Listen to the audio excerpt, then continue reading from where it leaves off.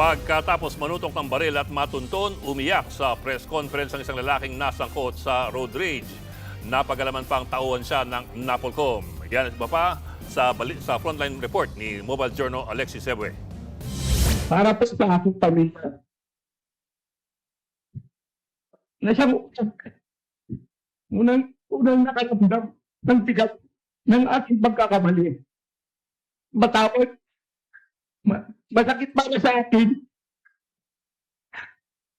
na dahil sa ating bugso ng damdamin ay nadamay ang ating pangalan at nakasunas kayo ng pag-alala ay katabi na ng aking pagpupulang.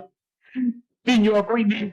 Napahagulgol ang lalaki niya nang iharap sa media matapos manutok ng baril sa nakagit-kita niyang TNVS driver. Bumaba siya ng sasakyan, dala-dala na yung slim bag niya.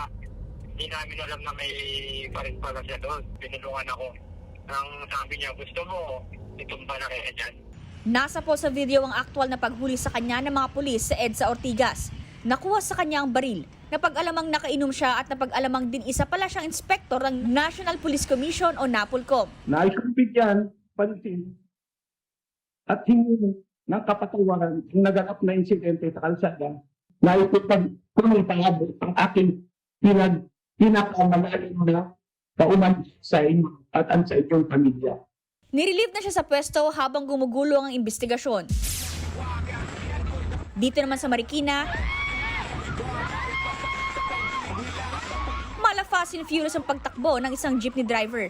Deadma siya kahit sumisigaw na ang kanyang mga pasahero, kabilang mga senior at estudyante. Merong nagmamakaawa at meron pang umiiyak. Tinatakbuhan pala ng driver ang mga tauhan ng LTO pero naabutan siya nito. Ang ending, inimpound na ang jeep at nahaharap ang driver nito sa patong-patong na reklamo. Nagbabalita mula sa Frontline, Mobile Journal Alexis Ebue, News 5. Mga kapatid, Ed Lingaw po, maging maalam at may pakialam sa mga napapanahong balita sa ating bansa. Para sa mas malilimang pagtalakay at paghimay sa mga issue at headlines, mag-follow at mag-subscribe sa social media pages ng News 5.